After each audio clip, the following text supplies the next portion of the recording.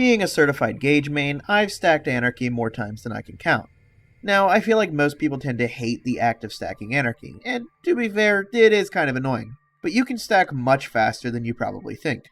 So in this video, I'm going to tell you what you need to know about Anarchy as a skill, what gear you need to stack it quickly, and the best location in the game for stacking. Let's start with how you get a stack of Anarchy. There are two ways. First, defeating an enemy, and second, reloading an empty magazine while in combat. It's worth noting that if you have any bullets in the mag, you'll lose Anarchy stacks, although this can be mitigated by speccing into Discord. The hard part of our reloading is that you need to be in combat to gain stacks, but there are a lot of ways around this. The most well-known way is the target dummy in Sanctuary, which will count stacks for you, but you can also get stacks off of these vertical Hyperion chests. Some other entities out in the environment will give you stacks as well, like Stinging Cacti, Pots in the Tina DLC, Skag Piles, and Flame Melons. I'd like to give a special shout out to this Flame Melon outside the Veracitus Arena. But by far the best area to stack Anarchy is this Hyperion crate right as you enter Hunter's Grotto. What makes this place so nice is how close it is to a fast travel point, and the fact that you can get right up to it, making the accuracy debuff from Anarchy basically non-existent. Oh, and if you need ammo quickly, just travel to the lodge. Okay, so we know where to stack Anarchy. Now, what gear should we use? Well, there's really only one option: a Jacob shotgun. Given their fast reload and low magazine size, it's a no-brainer. But what shotgun should we use? Well, I've put several shotguns in a head-to-head contest to find out which is best. We have a basic Jacob shotgun, a striker, and an orphan maker. All of these have the Texas prefix for bonus reload speed, and a TDR grip, although the orphan maker can be Jacob's grip as well. Before you even begin stacking, you want to make sure that you've got your skill points set to the two most important skills. These are Smaller, Lighter, Faster for the higher reload speed, and Typecast Iconoclast for the chance at double stacks. Specking into Rational Anarchist can also be helpful, as the first 25 stacks come free.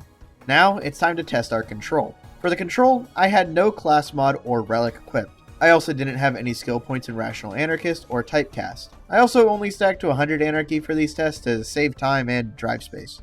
So, here are the results. The basic Jacobs and Striker were identical, getting 100 stacks in 2 minutes and 43 seconds each, while the Orphan Maker got 100 stacks in 2 minutes and 17 seconds, nearly 30 seconds faster. Now you may be wondering why the Orphan Maker isn't inflicting self-damage.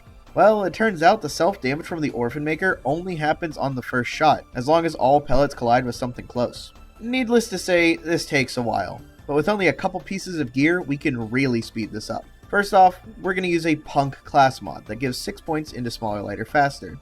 Then, we're going to put our skills into Typecast and Rational Anarchist. Lastly, we're equipping ourselves with the Deputy's Badge, which can be obtained from completing the Showdown mission in Lynchwood.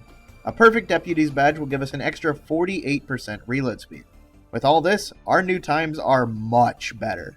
The basic Jacobs and Strikers were extremely close, getting 100 stacks in 57 and 59 seconds respectively. It's worth noting, however, that Typecast does have some RNG that may slightly skew results. Even with that RNG though, neither of these shotguns could compare to the Orphan Maker, which got its 100 stacks nearly 10 seconds faster at 49 seconds total.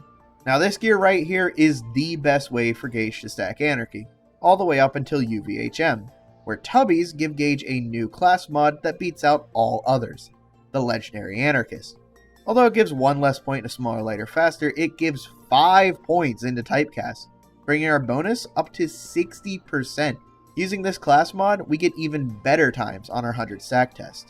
This time, the basic Jacobs and Striker got 100 stacks in 50 seconds, and the Orphan Maker got its 100 in only 44, making it our fastest time. So with all this knowledge under our belt, we do one last test, this time to 400 stacks.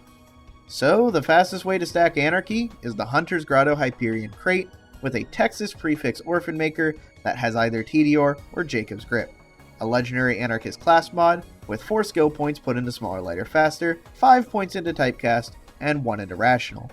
And lastly, a 48% reload speed Deputy's Badge. With this and 2 trips to the ammo vendor, we got all 400 stacks in just under 4 minutes with a final time of 3:59. Although the second ammo trip did add nearly 30 seconds just for 20 stacks. So you can get 380 in about 3.5 minutes. Now, is it necessary to go through all this trouble? Not really. Besides raid bosses and maybe Digistruct Peak, I don't see Anarchy as absolutely necessary. But being able to get this gear and have it in your pocket in case you need to stack real quick might not be a bad idea for your next Gauge playthrough. Oh, and I suppose I should mention that if you want the 600 Anarchy you can get through the Slayer of Terramorphous comm, you can do this exact same setup and just swap your class mods once you hit 400 stacks. If at any point there's info here that needs updated, I'll leave a pinned comment down below. So yeah, there's your best setup. If at any point you learned something new in this video, consider liking, commenting, or subscribing. Anything helps me with the YouTube algorithm. And if you really enjoyed this content, consider becoming a channel member. It's only $1 a month and it really helps out. Speaking of channel members, this is the first time I'm shouting out anybody. So big thanks to Slonvapar and Unknown Fox. Your support really means a lot. Anyway, that's all for today. I'll see you guys next time.